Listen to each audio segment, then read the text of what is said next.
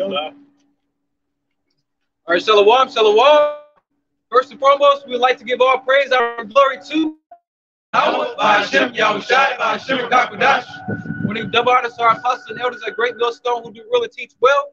We want to give a peace and salutations to all you occupy out there pushing this truth across the four winds so we can seal the elect and make it to the kingdom. All right? We are the Hebrew Israelites coming week in and week out to prophesy the downfall of this wicked queendom, all right? In the end of the world, Esau, Edom. All right?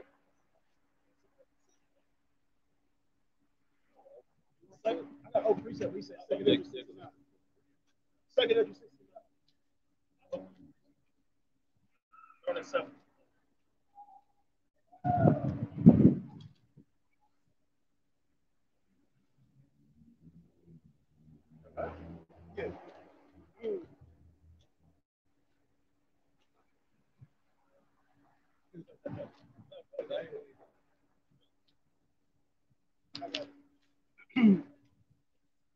This book is second Ezra, chapter 7, verse 69, and reads, and being judged, if he should not forgive them that are cured with his word, and put out the multitude of contentions.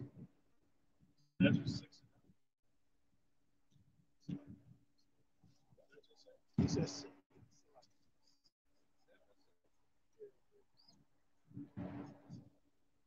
we got next. Max says Shalom.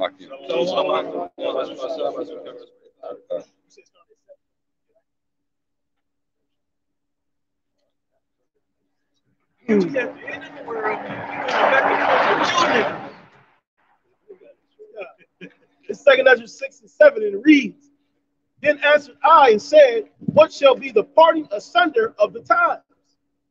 Or when shall be the end of the first and the beginning of it that followeth? He's talking about the ages, all right? Because the end of the Gentiles is coming, the heathen, all right, their rulership is coming to an end.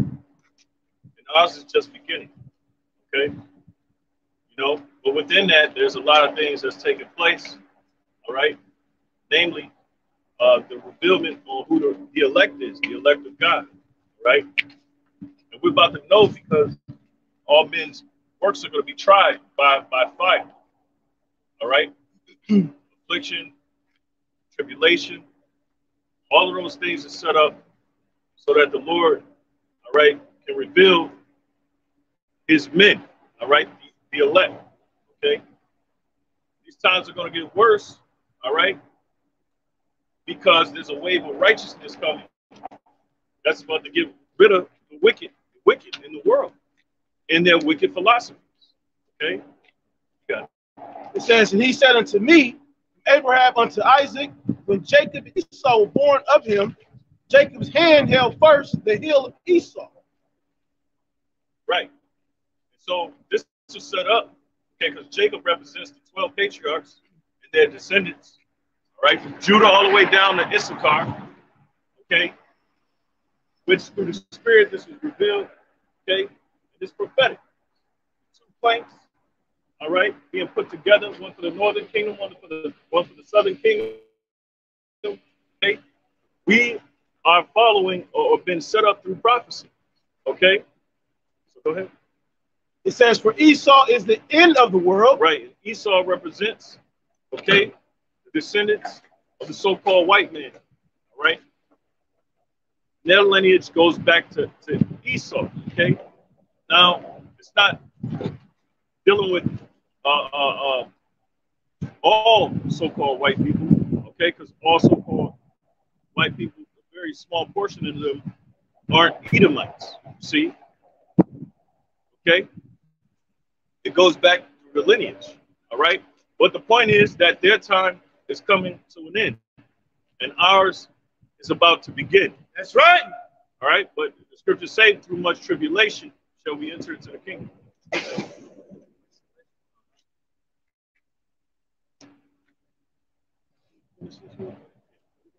says, and Jacob is the beginning of it that followeth. Right. The beginning of what? The world to come, the future world.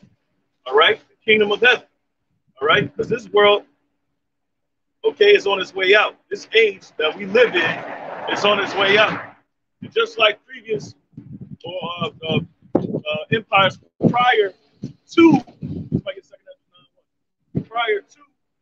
this kingdom, like the Assyrian Empire, the Babylonian Empire, the Greek Empire, the Roman Empire, all right, they all fell. But when they fell, the society imploded. Inside out. Okay, it was corrupted from the inside out. That's what's happening to this place, just as well as those kingdoms beforehand. All right. So one of the biggest things that was a sure sign was the decadence. People have no moral compass. People don't believe in God. All right, that was a sign of a fallen. All right, now this one to be a homosexual, anything against God's laws. All right, anything against the Most High's laws, you can do it.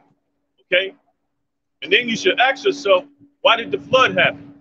All right, why did Noah have to build the ark? Okay, so I get Genesis 6:4. Go ahead with your precepts. Now, this is the book of Acts, chapter 14, verse 21. And when they had preached the gospel to that city and had taught many, they returned again to Lystra and to Iconium and Antioch, confirming the souls of the disciples and exhorting them to continue in the faith. That we must, through much tribulation enter the kingdom of the Most High. Right, so much tribulation, which is going to be the end of this age. Now, here's 2nd Ezra 8. Who else? What else did I call for? We'll wait for that one. Called another. Genesis 6:4. Okay, because the reason why the flood happened, okay, is the same reason, or the same things that they're doing today in America. All right, or the Western civilization. We call it decadence. All right, people don't believe in God. All right, they're making laws against the laws of God. Hey, but Ronald Reagan told you that the Bible is America's book, right along with the other few presidents. So it sounds like hypocrisy to me. You got it. Genesis 6:4. God, it's the book of Genesis, chapter 6, and verse 4, and it reads, there were giants in the earth in those days, and also after that, when the sons of God came unto, so it came in. They speak about the Nephilim, all right? But it's not talking about the Nephilim, all right? The Paulium, which means the fallen, all right? Okay? They were renowned men, all right? And they fell from their state, a state of glory, okay? And that's basically what happened. Okay, continue. Says, when the sons of God came in unto the daughters of men, and they bare children to them. The same came mighty men, which were of old, men of renown. Right? And that's what the volume goes into. Men of renown, the giants, men of renown. Go ahead. Verse 5. And God said that the wickedness of man was great in the earth. Here's the point. Okay, because this is where we at again. Okay, go ahead. Says, and that every imagination of the thoughts of his heart was only evil continually. Right. All right. Well, we need to come back to that. Somebody get 2nd Ezra 8:51. So, man's hearts is evil continually. Okay? And that's why the society is going to fall, and it's going to fall hard. All right? It says, thus with violence shall that great city, America, be cast down. All right? So there's going to be a lot of violence in the near future here in America. Don't shoot the message. It's just true. Okay? Go ahead. The book of 2nd Ezra, chapter 8, verse 51. But understand thou for thyself and seek out the glory for such as be like thee. Right. Go ahead. 8:51. No, 8:50. 8:50. Yeah, Salaki. That's my bad. This book, 2nd Esdras, chapter 8, verse 50. For many great miseries shall be done to them, that the latter time shall dwell in the world. Right, so there's going to be miseries done to the people. Read it. Take your time. For many great miseries shall be done to them that in the latter time shall dwell in the world. Right, so there's going to be great miseries done to the people in the world, especially in these times. You see, they thought they can, forget God, make laws against God's laws, all right, and nothing's going to be done about it. Well, that's a mistake, okay? Because people are going to learn the hard way, okay? Starting with Esau, Edom, well, no, I say it like this, starting with your so-called Negroes, Latinos, and Native Americans. And those are the Israelites that dispersed across the four corners of the earth who are up under the curses, all right? All right, and who are under the astonishment of the curses, okay? Start with you.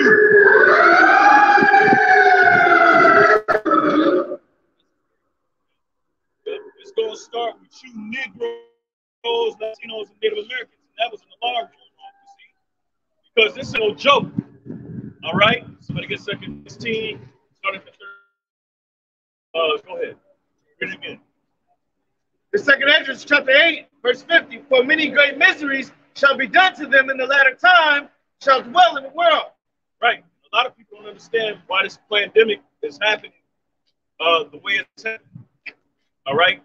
Because all those numbers that they were putting on the news, all right? 200,000 here died, 300,000 here died, 90,000 here died. Well, those numbers are going to start existing, all right? We're going to see, all right, a lot of people die in this society, okay? Thanks to the red horse, all right? Took peace from the earth, okay? And the black horse, the plagues, and the pale horse, if I'm saying it right, the pale horse. Okay, go ahead. Because they have walked in great pride. Right. But understand thou for thyself and seek out the glory be like thee. Right, that's why we got the truth. Okay, we're seeking out the glory for those that be like us. That's the elect, those that's in common or have all things in common or have none. Each other. Okay.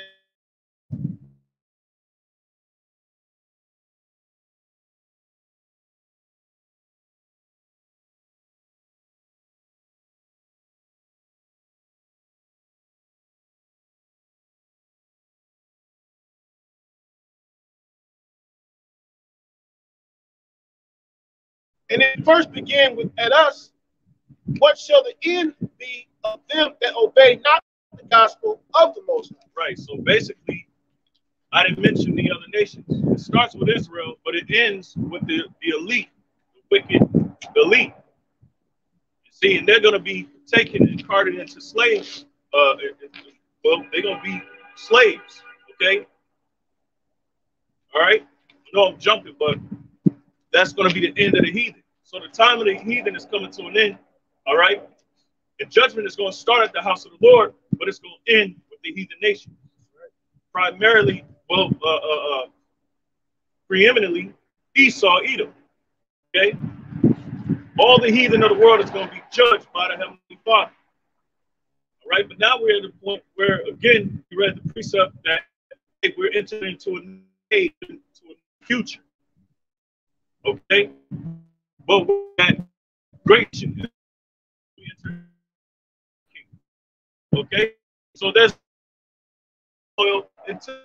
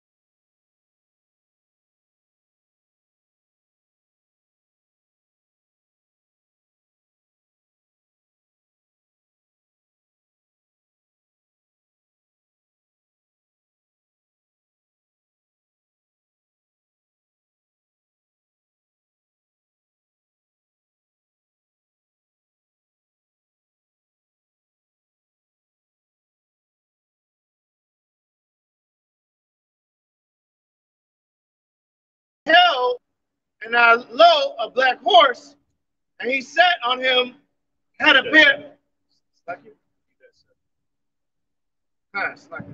And he that sat on him had a pair of balances in his hand.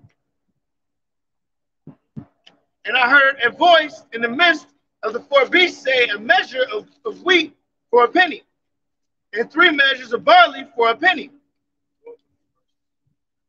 Basically, the Lord is allowing the so-called white man to eliminate the population of the world.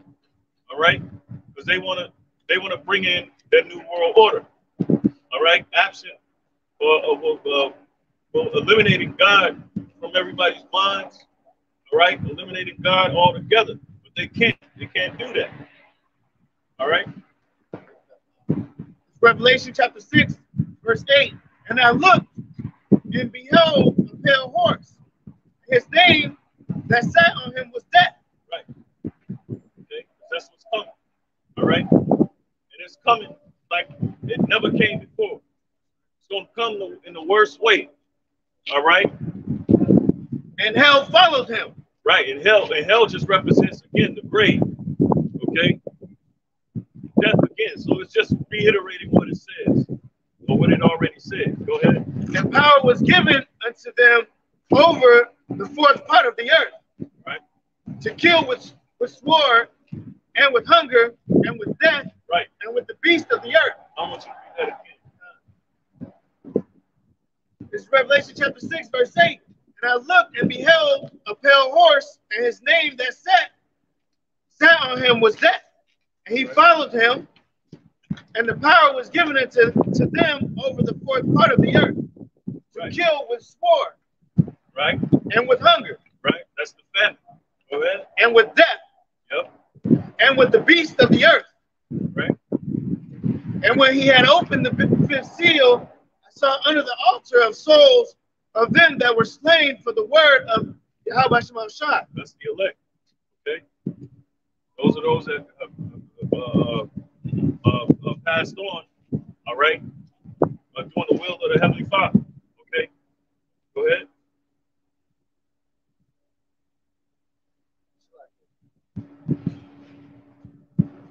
What you got, Lloyd? I have Revelation 12 and 12, and I had Revelation 6 too. Come on, read it. Go ahead, I'll start over at verse 8.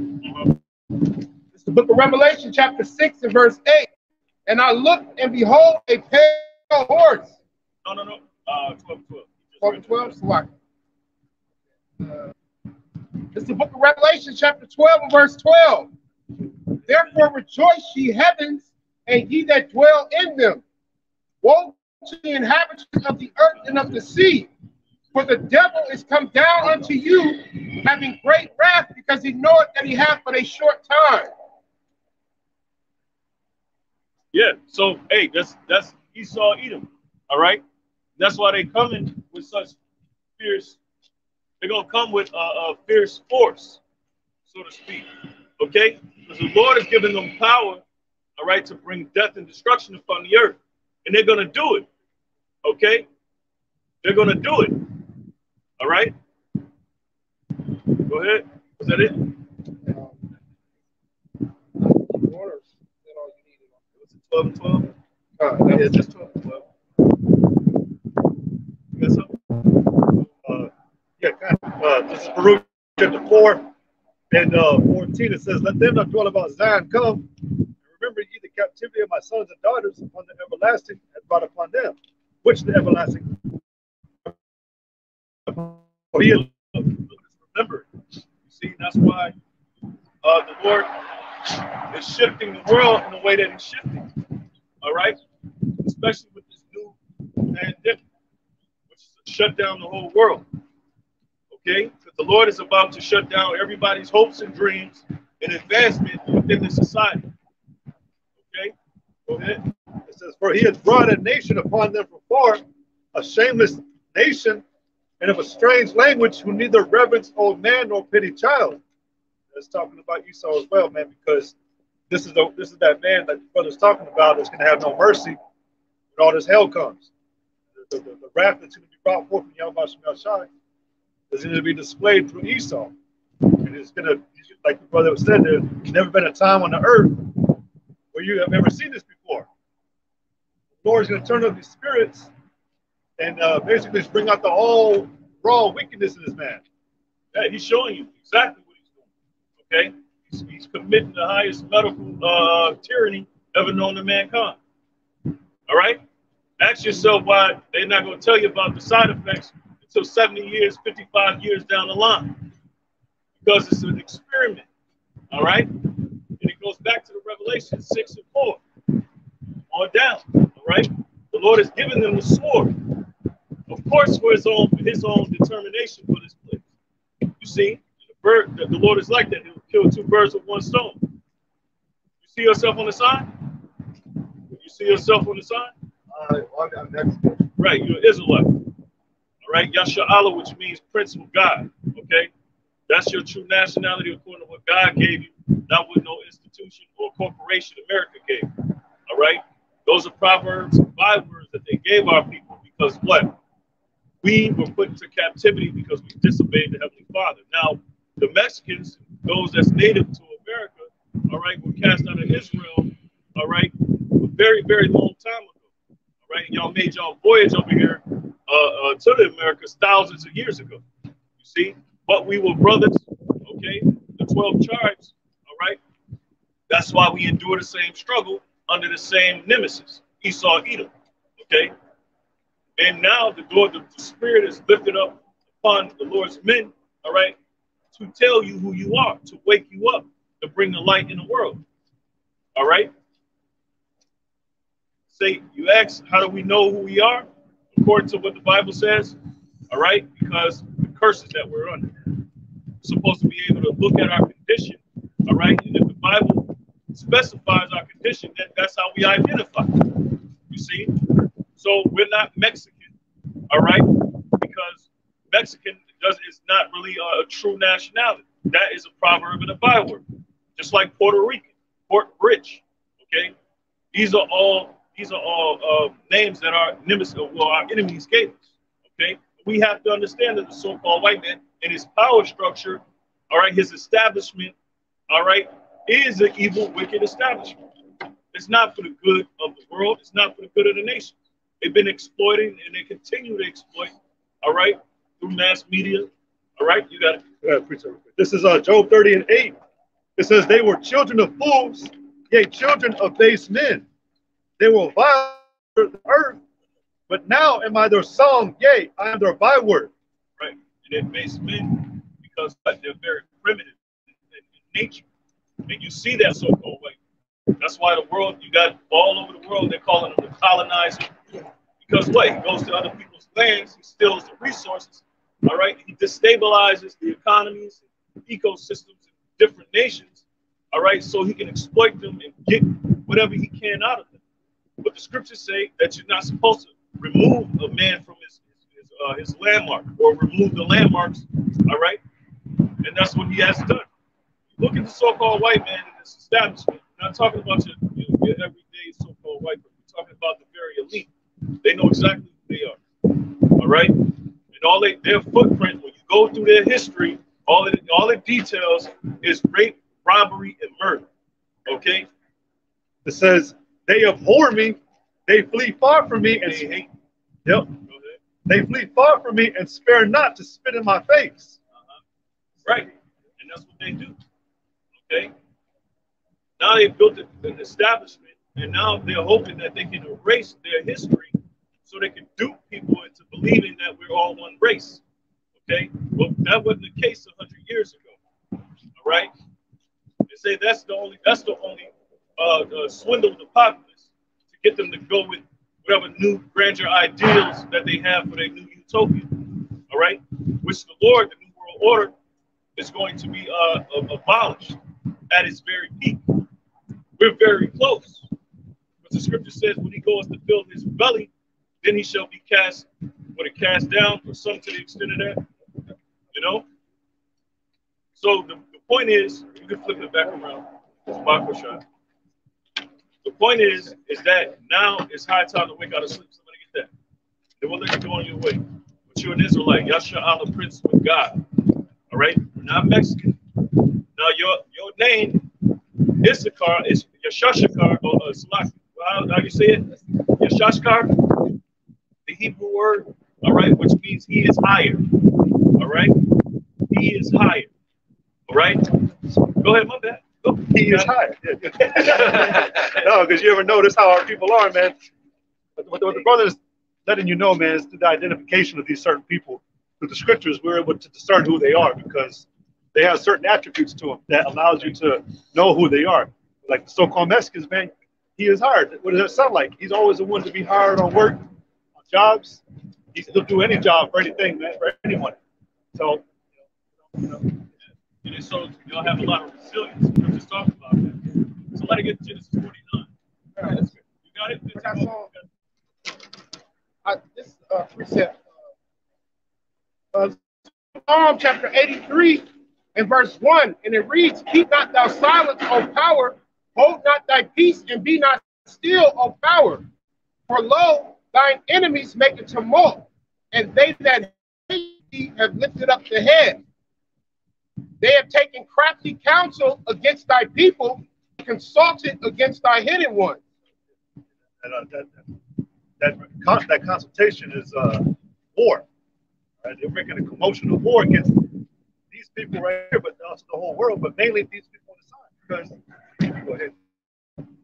They have said, "Come and let us cut off from being a nation." Right, and it's not, go ahead. I was just saying that you made a comment about Esau, man, about the elites. But you look at the average Edomite too, you can bring that hate and that behavior out of them as well. They all Edomites act the same way, man. They all have that hate for us. And they learned it from the forefather Esau, man. They held on. That scripture, they held on. How does it go? They can't y'all held on that. Now the thing is, we have to identify who our enemies. We can't be naive. The everyday so-called white person, and not all so-called white people are Edomites. Not all so-called black, Hispanic, Native Americans are Israelites. Right? You got a small portion of them that are actually Edomites. Okay, it has nothing to do with skin color. We always have to make that plain. Okay, it's all about your spirit, what your lineage goes back to. Now, somebody please get Genesis 49:15.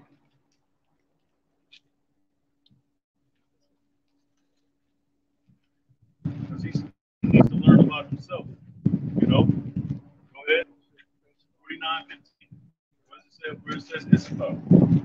He was trying to finish the house. Well, he's going to have to hold that. Genesis 49. I get it. This is Genesis chapter 49 and 14. It says, "Issachar is a strong ass couching down between two burdens." Right. Now, a strong ass is what? It shows resilience. You can't break it. All right? The so-called Mexican spirit, they show a lot of resilience and a lot of strength and a lot of endurance. And they couch between two burdens. All right, and those two burdens is what? America and their own home, which is Mexico. Because it's hell in Mexico. It's the third biggest, I think it's the third biggest city in the world. Okay? In the world. All right? It is the most, they're the most oppressed by their own. Because of what? The so-called white man's establishment, his structure. All right? Because he came in to stabilize the economics. All right? And he's destabilized the government. So the people won't be able to thrive together. And that's what this devil does. Go ahead. It says, "Issachar is a strong ass couching down between two burdens, and he saw that rest was good, and the land that it was pleasant, and bowed his shoulder to bear, and became a servant unto tribute." Okay, well, yeah, so it says, "And he saw that the rest was good, and the land that it was pleasant, and bowed his shoulder to bear." Well, again, that goes to the whole being a servant. Well, it said it become the servant unto tribute. Who was it? What was it? The conquistador came over, hurting that tribe, man. They bowed themselves unto tribute so that they wouldn't be slaughtered. So, but that land that was good, Mexico is beautiful, right? So that's how you know it's a pleasant land. Oranges, what else? But just the land, man. If you ever go down to Mexico, it's beautiful. Yeah. Even as destroyed as it is, because of what Esau did, what the so-called white man did, it's still a beautiful place. It's a place where people go to have a still. So, but even the whole burden issue and everything, you got even like on this car down in like South America. That's another great burden between yeah, because you got like the main one, Cuba. You can't even go from America to Cuba because of the clash, the tensions that they have. So that's a burden. Those are the two burdens. Mexico's right in between it. So, yeah. Like that great rest, it says what? Rest? Yep. Okay. Mexicans call what they call, I forget exactly what it's called. But you guys work, all right, you rest, I guess it's like an hour, it's just a dispensational term or something like that, where you guys rest. I forget exactly what it's called. The siesta. All right, and that's good. Okay. We are understanding we are biblically according to what God says, not what the institution says, not what anything else says. Now, again, 2 Ezra 6 and 9. So we can understand what time we live in. We live in an end time. So just read this to prove it. Genesis 49 says, and Jacob called unto his sons and said, gather yourselves together, that I may tell you that which shall befall you in the last days. Right. He was talking about his descendants, 12 patriarchs and their descendants. All right. We're the closest blood. We're what they would say the closest blood relatives to world. They call Jesus Christ, but his name is Yahushua. All right. And they call him Jesus Christ because his real name is Yahushua Hamashiach, the Messiah. All right. It says that this is just to prove we are the closest. It says, gather yourselves together and hear ye sons. So-called black. Right? He has a dark. It says, gather yourselves together and hear ye sons of Jacob and Israel your father. That's just more of a title on it. Like you are a child of the Lord, man. You're a Hebrew Israelite.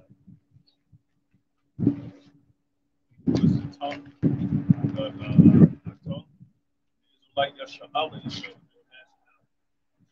Prince of God, or Prince of God, or Son of God. No, you go ahead. You're free. We just had to. Yeah, no problem.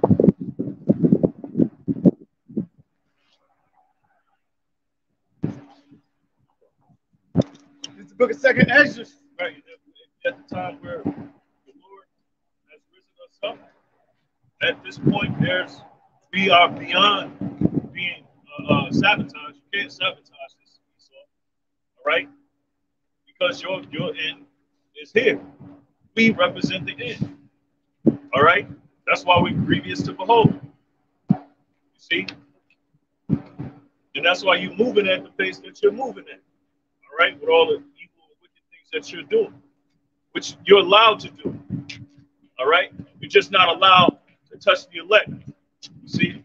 You can get the whole world, all right? You can go after anybody in the world, but the elect are going to be protected from your tyranny. Go ahead. 2nd Ezra, chapter 6, verse 9. For Esau is the end of the world, and Jacob is the beginning of it that followeth. Right. So out with the old, in with the new. Okay. Good. The hand of man is betwixt the heel and the hand. Right. So that's symbolic for us pulling down the foundation of our enemy. Through what? Through the spirit, the mouth of the Heavenly Father, his words, his oracles, his signs. Other question, Esdras, asked thou not. I answered then and said, O Lord, Yahweh Shemashai, that bears rule, if I have found favor in thy sight.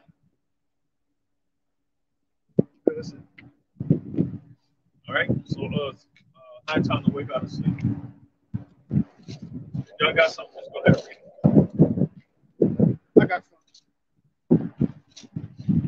This is the book of Daniel, chapter 4, and verse 17. And it reads, this matter is by the decree of the watchers, and by the demand of by the word of the holy ones, to the intent that the living may know that the Most High ruleth in the kingdom of men, and giveth it to whomsoever he will. Right. Now, the key point here is that the Lord, Yahweh, ruleth. He rules in the kingdom of men, and he give it to whosoever he will. I guess Sirach 10 and 8. Okay? Go ahead. And setteth up over it the basis of men. Right. He set up over the basis of men. All right? Meaning the really lowly scumbags of the earth, which is the so-called white men. Esau, Edom. Okay? So you know who he's talking about. Because this ain't no made-up character. All right? We see them on a daily basis. We see their descendants on a daily basis. All right? We see the perpetual hatred on a daily basis. Okay? This is Job 9 and 24. It says, the earth is given into the hand of the wicked. He covered the faces of the judges thereof. If not, where and who is he? And the brother spoke about the Lord. He's the one that gives the power over into the men. You know, and who's ruling right now? Esau, Edom. Covered the faces of the judges thereof.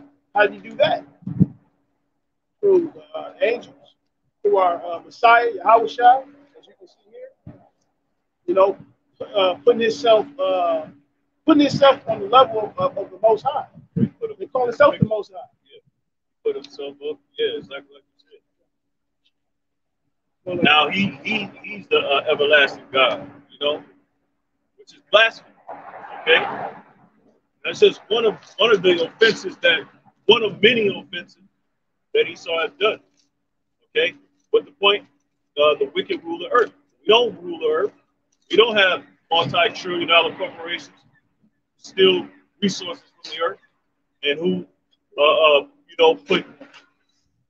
basically destroy landmarks and destroy ecosystems. Okay, we don't do that. That's the so-called white man's hegemony, his society, his establishment. Showing his power, though, how he's trying to police the world. You see him in every other country. What's the scripture? He doesn't stay. What is it? He doesn't keep at home. Yeah. He's going around everywhere. His desire is as hell.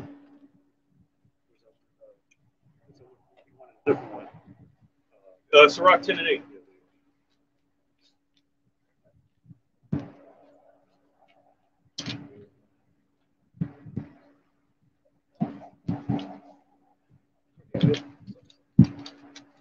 This is the book of Sirach, chapter 10 and verse 8.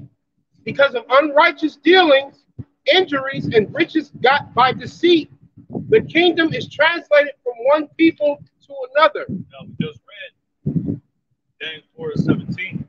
It's the Lord ruling in the kingdom. He set up whosoever he wants. He will. All right? Read that again.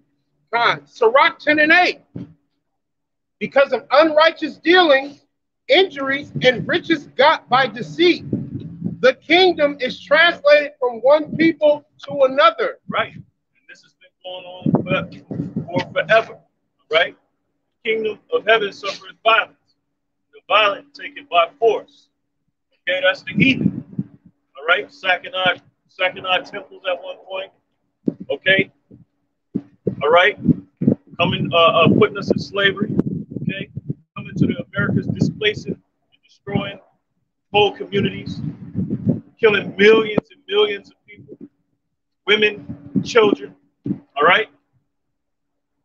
And we're told to forget. We're told to look past it. Okay? We're told to look towards this new fucked up world that they got set up, this new world order. The hell with, you know? Okay? So this devil's going to pay, all right? And that's what's happening. The Lord is, Isaiah 14:9. The Lord is making an end to this devil, man. All right? And he's going to make an end to you niggas as well. so-called Negroes, Latinos, and Native Americans who do not want to obey, all right, the Lord Yahweh Shai. Okay? The ones that despise Yahweh Shai. Okay, you're going to be judged as well. All right?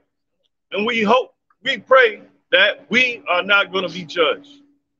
Okay? We hope that we can continue and walk in the stead of Yahweh Shai. All right? Go through those afflictions so that we may be healed. All right? So that we can bring forth fruit meet for repentance. You know? You got it. This is the book of Isaiah, chapter 14 and verse 9. He said 9, verse 9. Hell from beneath is moved for thee to meet thee at thy coming. It stirreth up the dead for thee. Right, to meet thee at thy coming. What's this coming? All right, his new world establishment. Okay?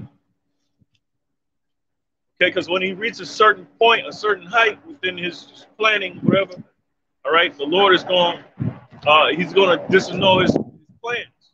By what? Bringing this man into war, okay? He's going to spread his army, his military thin, which is happening now, okay? Right now, the biggest thing, the biggest talk is Ukraine, all right? Russia invading Ukraine and the U.S., you know, having to protect, you know, the Ukraine. You got Taiwan. Any others? All right, there's plenty more. Okay, Syria. All right, any more? Anybody? None? Okay. Well, let's go ahead. Isaiah 14 and 9. Hell from beneath is moved for thee to meet thee at thy coming.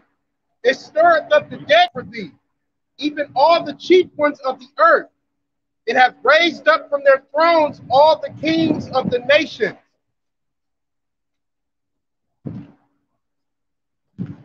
Right, read it again. Isaiah chapter 14 and verse 9. Hell from beneath is moved for thee to meet thee at thy coming. It stirreth up the dead for thee, even all the chief ones of the earth. Right. That's the king, the chief ones of the earth are the different leaders of these different superpowers. All right. And they're the heathen. Okay. From Ishmael. All right. To Moab. Okay. To Ammon. All right. To Elam, especially Elam. You can't forget about Elam. Okay. And these nations are being woken up to being raised up against this devil. Why? Because the prophecy has to come to pass that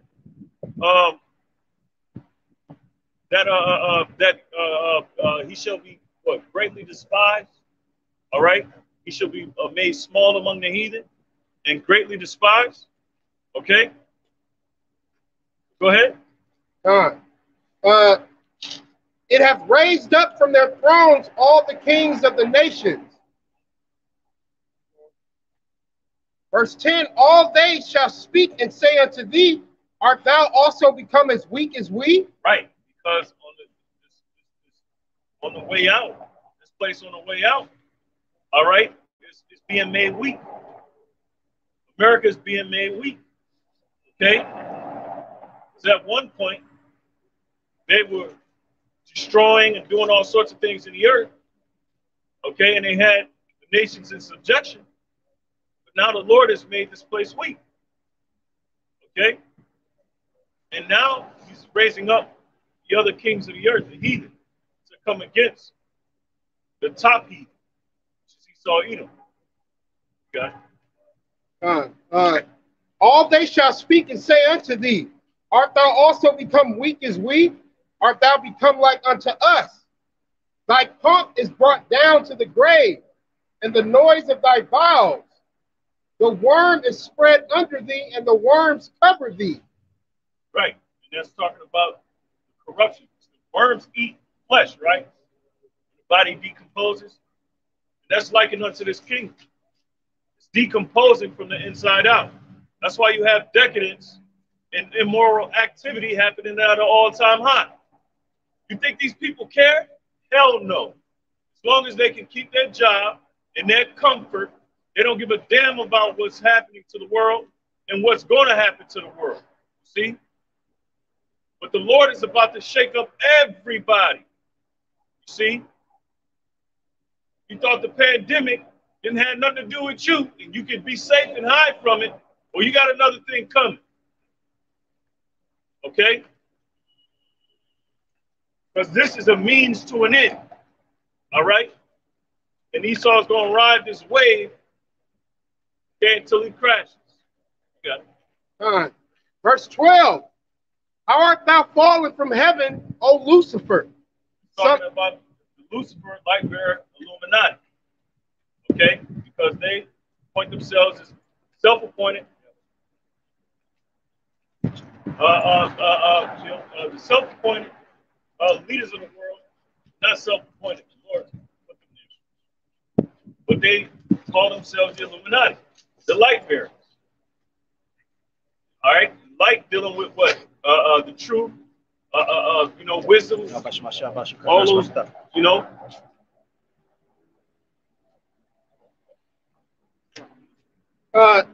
Isaiah 14 and 12. How art thou fallen from heaven, O Lucifer, son of the morning?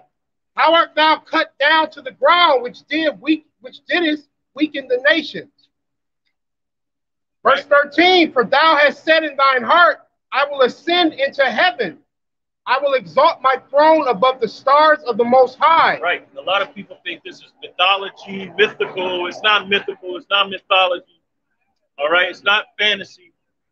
This is an actual man, and it's a whole establishment that's geared to taking over the world, forcing everybody, bending everybody to their will through what now is the medical field.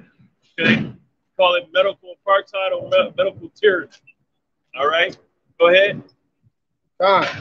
Verse 13, for thou hast said in thine heart, I will ascend into heaven. I will exalt my throne above the stars of the Most High. I will sit also upon the mount of the congregation in the sides of the north. Right? Read it again. Isaiah 14 and 13. For thou hast said in thine heart, I will ascend into heaven. I will exalt my throne above the stars of the Most High. I will sit also upon the mount of the congregation. Right. All right. Because he exalted himself, all right, and trying to appoint himself as a God, all right, and that he's the ruler, the all-seeing, the all-knowing. Okay. He has the land of Israel in his possession. He has the people of Israel in his possession. All right, the children of Israel, I should say. Okay, and he has that God complex, as they say. You see, where he thinks he can make laws against God's laws, the universal law. All right, and that he can bring in his new way of living, his standard. All right, which that's all about to be done away with. All right, that's why we see the constant, steady fall of this place. All right, go ahead. That would go into his technology too, right? Like his artificial intelligence, satellites, stuff like that. Verse 14, I will ascend above the heights of the clouds. I will be like the Most High. Right. Yet thou shalt be brought down to hell. Right. Hell meaning the grave. All right, the grave. Okay, that's what hell represents. All right, go ahead. To the sides of the pit. Right, and when it's basically saying that Esau's going to lose everything. All right, he's going to lose nationality, nationhood, all of that. They're not going to be a nation anymore as far as being established as a nation. Right, because we see the downfall of our enemy. Downfall of our enemy. Also rejoicing. We should be rejoicing the downfall of this place. Anyway. Verse 16. They that see thee shall narrowly look upon thee and consider thee, saying, is this the man that made the earth to tremble, that did shake kingdoms? Read it again. Verse 16. They that see thee shall narrowly look upon thee and consider these saying, is this the man that made the earth to tremble, that did shake kingdom? It says man. It didn't say mythical creature. All right? It didn't say anything magical. Okay? It didn't say none of that. It didn't say anything mythical, anything like that. It says a man. All right? And that man is Esau Edom and his establishment. Okay? Got it. Verse 17, that made the world as a wilderness and destroyed the cities thereof, that opened not the house of his prisoners. Right. A mythical creature didn't do that. All right. A mythical creature did not bomb Hiroshima, Nagasaki. All right. That was an actual man. Okay. And the man that made that bomb, his last name is Oppenheimer. Am I right? Yeah. Okay. So his name was Oppenheimer, an actual man that made that bomb.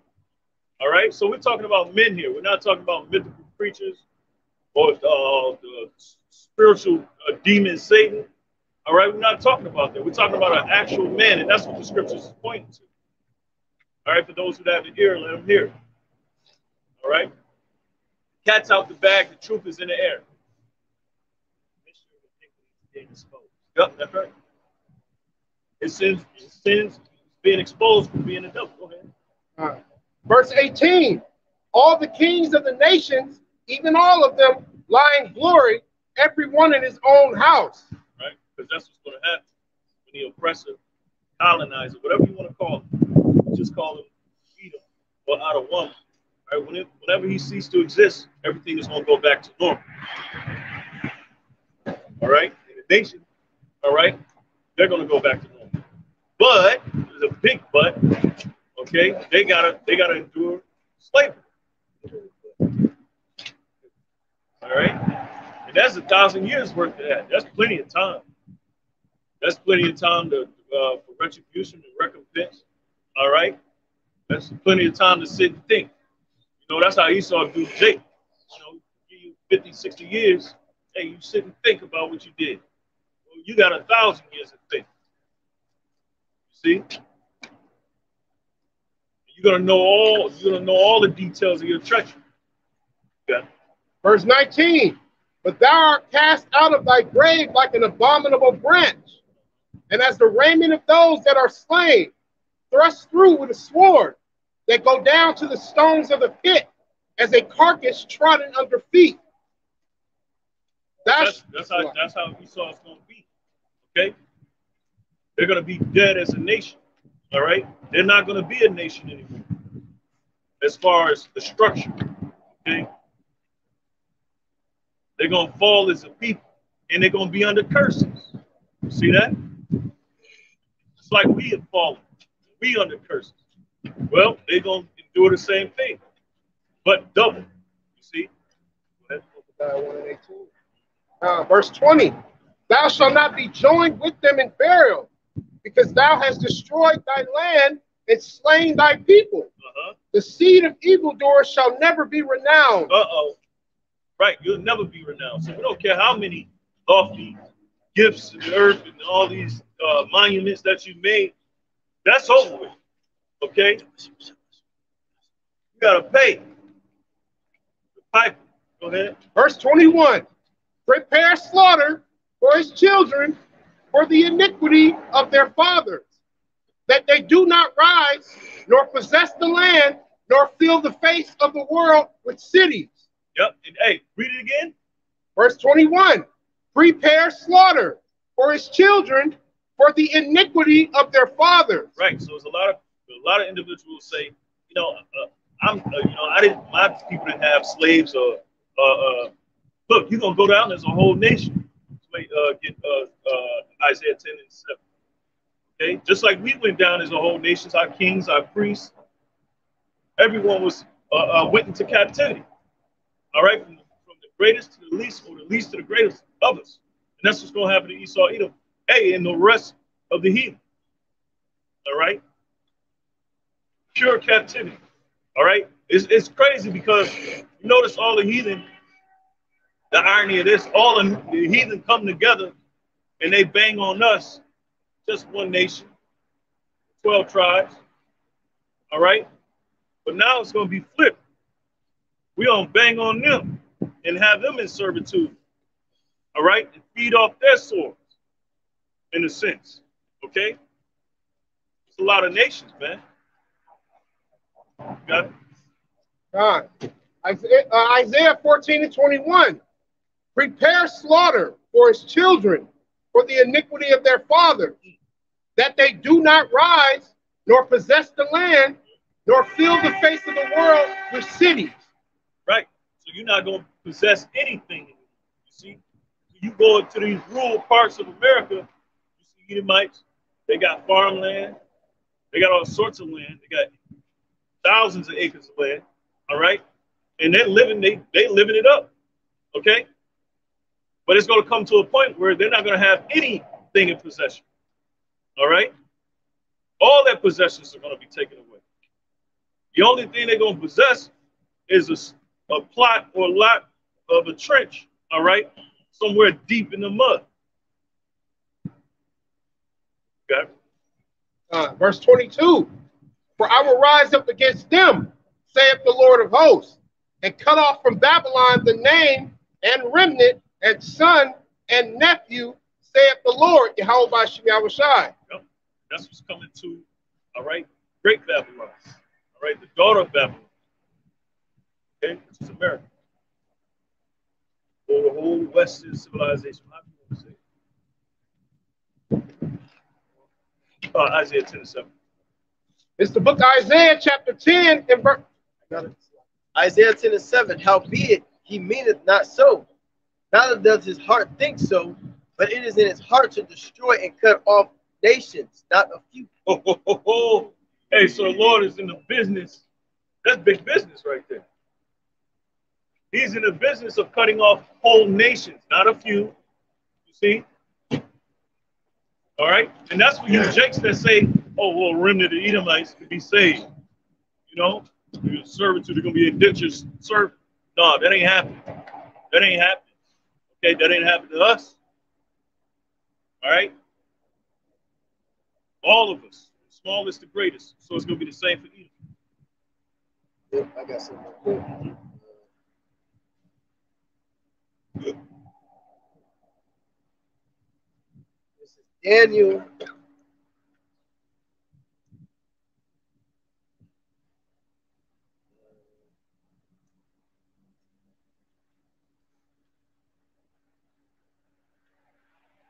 Where's it?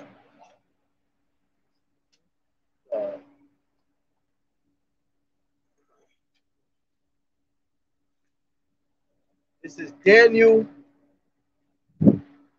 This is pertaining to the other nations. This is Daniel 2:32. This image head was of fine gold, his breast and his arms of silver, his belly and thighs of brass, his legs of iron, his feet part of iron and part of clay. Okay? Thou sawest till that a stone was cut out without hands, which smote the image upon his feet, that were of iron and clay, and break them into pieces. So that's Yahushua. That's Yahushua breaking the nations down. All right. Remember, he's called Kings of Kings, Lord of Lords, man.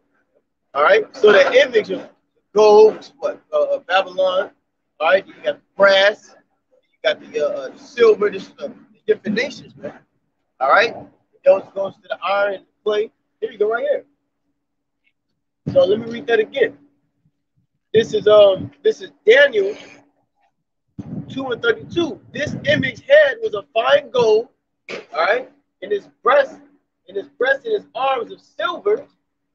Okay, who's silver? Medo Persians. His belly and his thighs of brass, his legs of iron, his feet part of iron and of clay. Thou sawest till that a stone was cut out without hands. That's Yahushua. Which smote the image upon his feet that were of iron and clay, and break them into pieces. And this is where we at now. In Yahushua, that stone is going to come and take down all the nations, man. All right? That's what's about to happen. Yahushua is about to come and destroy the nations, man. All right? It says, then was the iron and the clay, the brass, the silver, and the gold broken to pieces together. It became like chaff of the summer threshing floor. And the wind carried them away, that no place was found for them. And the stone that smote the image became a great mountain and filled the whole earth. Woo! All right? So great judgment is going to come to the other nations, man. All right? Watch. You misuse the prophets, the Israelites, rape, rob, and murder. You go into Lazarus, you have the dog that licked the sores. All right, you grab that. Get that on deck. 16. Luke 16. Okay? And then on top of that, the Lord is now the men of the Lord, the prophets. He's gonna the children of the Most High.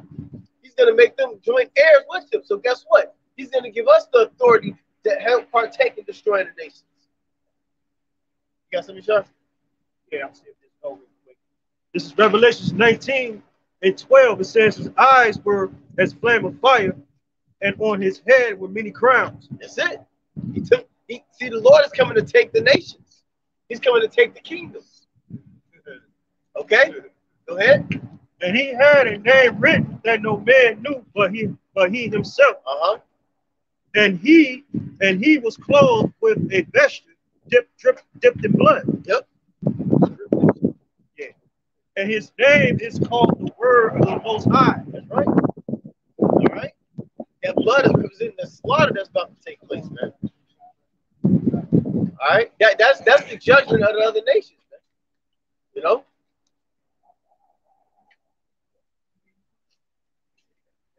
Got something else? Oh, that's it. Got something?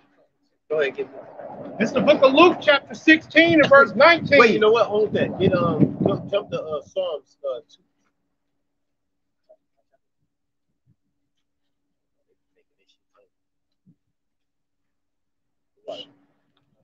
Yeah, get Psalms 2. Start from verse 1. This is the book of Psalm, chapter 2 and verse 1. Why do the heathen rage and the people imagine a vain thing? Yep. The kings of the earth set themselves, and the rulers take counsel together against the Lord and against his anointed, saying. See, they take a counsel against the children of Israel. Okay? Talk about the other nations. That's who that anointed is. Go ahead. Saying, let us break their bands asunder. Yep. And cast away their cords from us. You know how they do it? They'll call it a climate substance. Yeah. Or climate change. Because the way they go about it in a very wicked, subtle way too. Go ahead. Verse 4, he that sitteth in the heavens shall laugh. Because hey, the scriptures tells you how the Lord sees all things, man. You know? So the Lord is laughing at Esau and the other nations, man. Because they think that they're gonna bring on this utopia. Okay? This new world order. And don't get it twisted, all the nations is in on the new world order, man. All the nations is in on this new world order. Okay? Go ahead. And that new world order has nothing to do with you Negroes, Latinos. Okay? Those are the tribes. You have nothing to do with the new world order.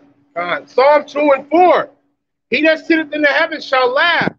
The Lord shall have them in derision. Yep. Then shall he speak unto them in his wrath and vex them in his sore displeasure. Yeah, so the Lord shall have them in derision.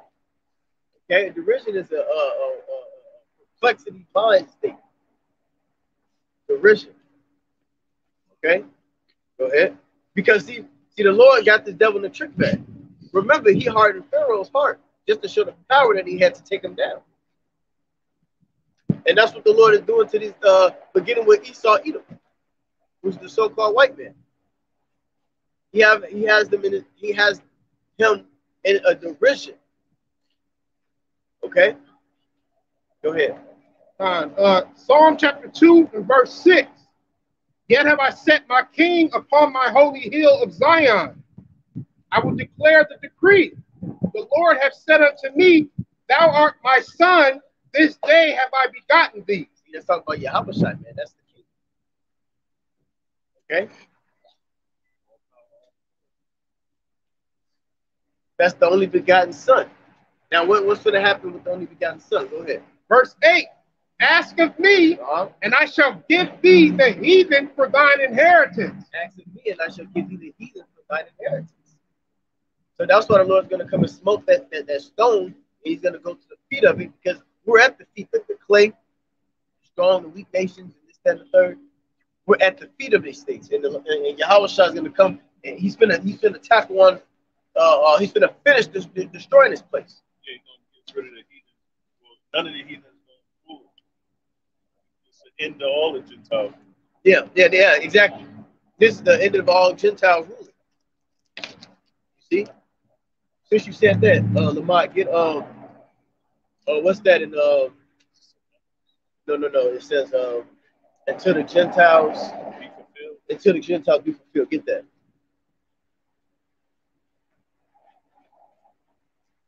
Because they're an authority, and specifically those so-called Jews. Amalek. The 1948ers, the small head people. You got it. This is the book of Luke, chapter 21, verse 24. And they shall fall by the edge of the sword, and shall be led away captive into all nations. They're speaking about Israel, right? Okay, after 70 AD, who was taken, okay, we fled. Okay, after 70 AD, we were slaughtered. All right, Masada. And then what happened was this is going into what is known as the Jewish Diaspora, all right, or the diaspora, which is the scattering of the Israelites. So go ahead, read it from the beginning. Luke 21 they and 24. call it the Jewish diaspora. We're not, it ain't Jewish, all right? Go ahead. Luke 21 and 24. And they shall fall by the edge of the sword, and shall be led away captive into all nations. Right. And Jerusalem shall be trodden down of the Gentiles, until the times of the Gentiles be fulfilled. Yeah, so Jerusalem shall be trodden under the Gentiles into the time of the Gentiles be fulfilled. That's when the Lord is going to take down the nations, and he's going to put us back into our homeland. We're at that point now. We're slowly approaching that point where the Lord is going to restore the children of Israel, and he's going to set them in their own land. As Jeremiah 30th chapter states, as Isaiah 14 states. Okay? Until, and get Jeremiah 30 and 1. And to the fulfillment of the Gentiles come in.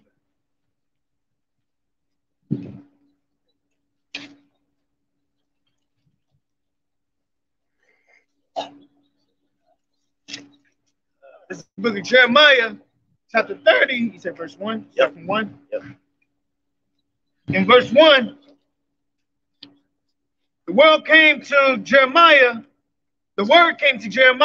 from the Lord Yahweh Shemashai, saying, Thus speaketh the Lord, the power of Israel, saying, Write thee all the words that I have spoken unto thee in the book.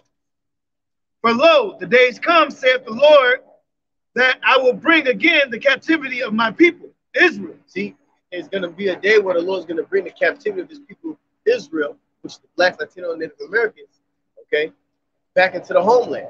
That's until the time of the Gentiles be fulfilled. Until their time is up, okay? See, you only have a small time period to take over the Holy Land, okay?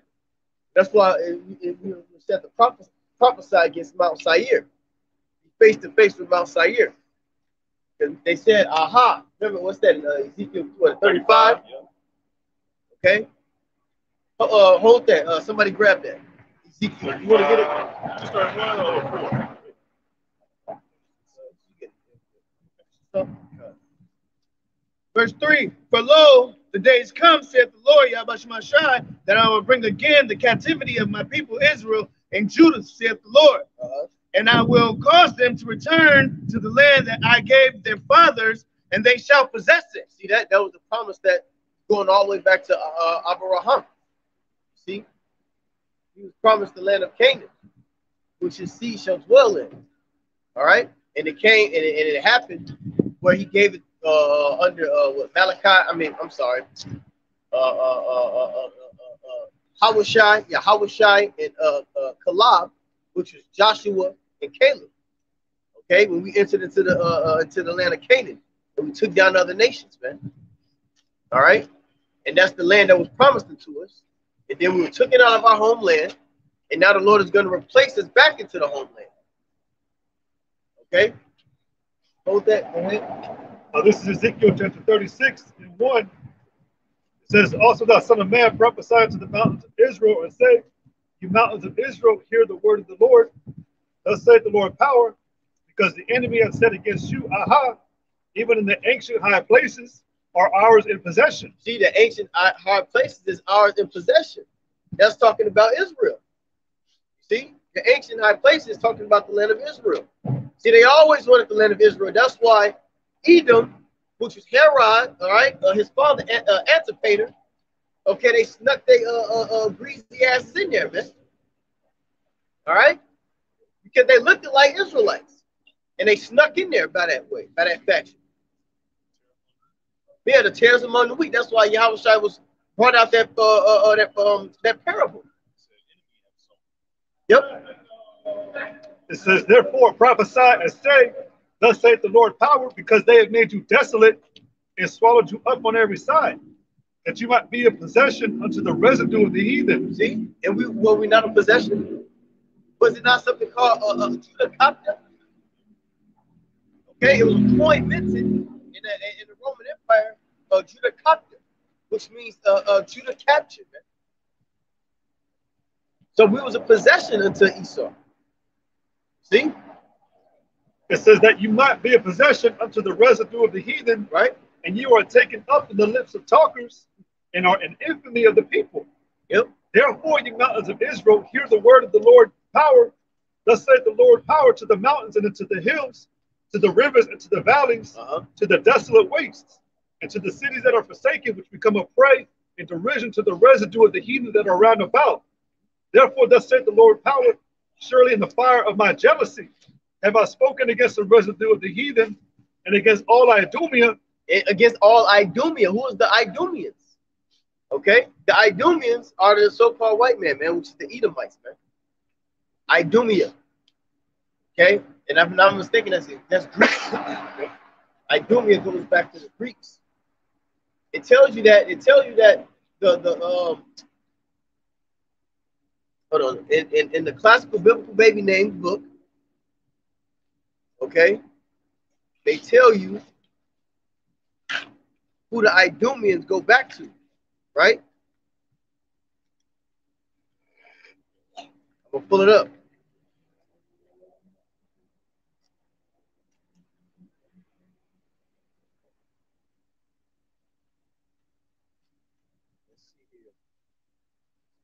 Go ahead and read that out and break it down. Go ahead. Yeah, finish reading. Okay, yes. So again, therefore, thus saith the Lord power, surely in the fire of my jealousy have I spoken against the residue of the heathen and against all Idumea, which have appointed my land into their possession with the joy of all their heart. Because again, like brother talked about, it was these other nations always wanted Israel. These other nations, man, they're carnal. All right, they see everything as a physical thing. They think if they got the land, they'd get the blessings. every time these other nations ever came to trample on Israel, the first thing they ransacked was the temple. Yeah. And they believed stepping in the temple gave them some type of power. Yeah. So that's why they would always cut off the connections or the valuables or sentimental trinkets of Israel, like the temples, certain ceremonies we have, because there's even a point when who was it, Nicanor?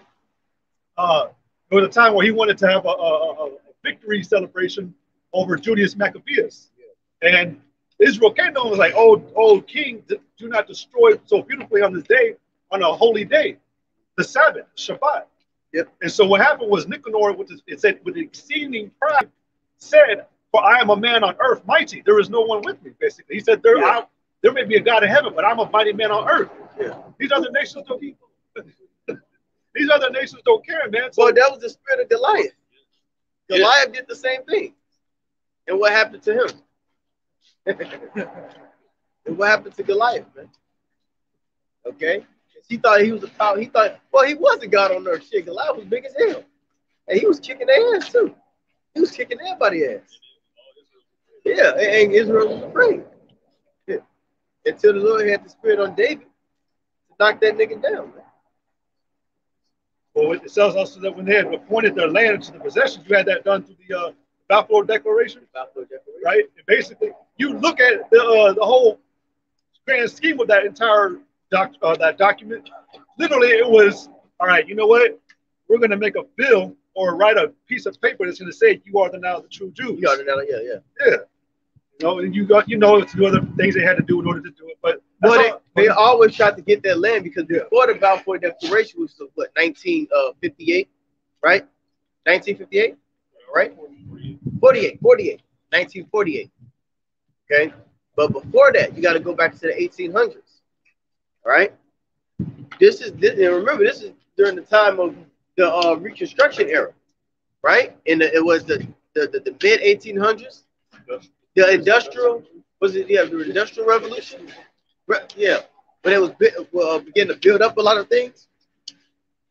And what they did was, under one of the Rothschilds, okay, I can't think of his name, but he funded Elias. Okay, he funded Elias to go into the land of Israel, man, to reconstruct it. Okay? And that's where you had those wars breaking out with Ishmael and Esau, man. Okay, because they came in and they actually came and took the land. All right?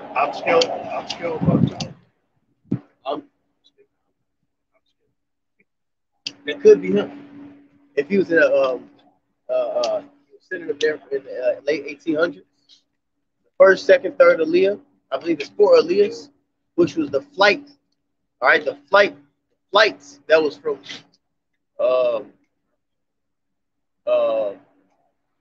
not Germany. I think it was something from Germany, but they called it the Operation Mockingbird. Right? The Operation Mockingbird. If I'm not mistaken, you can look it up. Fact check. All right, and they sent them over there. Oh, Yemenites, Yemenite Jews from Yemen. Okay, and they airlifted them. It was a secret operation. This is in the 1800s, before the Balfour Declaration. Okay, so when you speed it up to 1948 with the Balfour Declaration, and then you had the civil rights movements and all those things, with to start to get the world to feel sorry for the fucking because World War I. Okay, to feel sorry for those gutter rats. They even used well, we finna come on Black History Month. They even used Martin Luther for Queen. Okay, they used him. That's how the I Have a Dream speech came about. King didn't write it himself. Amalek helped him write this. Yeah, and it was really for the aiding of. See, they used the civil rights movement. Okay, now they put it to Jake as if it was, you know, because we needed civil rights. We're humans, this, that, and the third. But it was underlining for other nations, man, and specifically the so-called Jews. Okay, to get over there, man. They're Rusty. Yep. King. Yeah. They actually spoke in Israel. They took a trip to Israel, speaking on behalf On behalf of them. Yep. You know, and they was basically confirming that they was the children of God and all this other stuff. I forget exactly what document, but it's an actual video that showed. Hey, you got pictures of King and Coretta Scott with the Jews, with them big nose people, and they could have persuaded him and lied to him, and you know, this is to help your people, but I need you to help us do this too. You know, Jake got bewitched, and you can know that he got bewitched because after that he started to speak out against him, and they blew his hair off. Since civil rights was the Trojan horse for the nations to come bring their ass in there too. Yep. So going back to Ezekiel 36:6, it says, "Behold, I have spoken in my jealousy and in my fury, because ye have borne the shame of the heathen. It says, therefore, thus saith the Lord, I have lifted up mine hand. Surely the heathen that are about you, they shall bear their shame." That's it, man. So they always wanted the Holy Land, you know, because like the brother said, they think that since they're in that Holy Land, that the blessings will be bestowed upon them. You know, they can get their birthright back. You know, yeah. And then even once you may mention them always taking the temple down, when they had to take the temple down, reason being of getting into the land and trying to sack the temple is because that was our connection. That was our connection to the Most High. You know, and within the holies of holies, we sacrifice, and the Lord will forgive us for our sins, and we'll be whooping the nation's ass, man. So they had to figure out how could we not get them to worship the Lord anymore.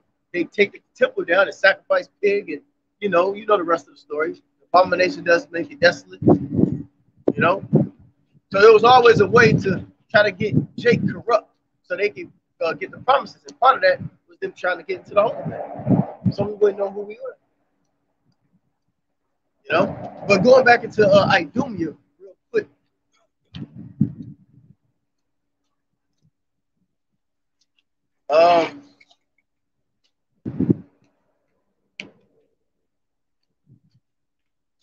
This is from classical biblical baby names under the name Esau. Okay. I'm gonna just get to the point. It says the family of Esau.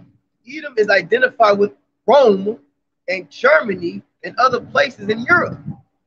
Rome was ruled by Caesars who are referred to in denigration in the Talmud because they were homosexual or bisexual and because they were not hereditary.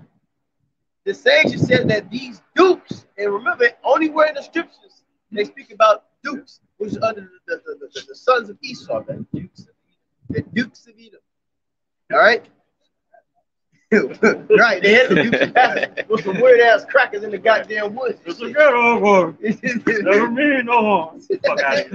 And the dukes of Hazzard. It was Esau.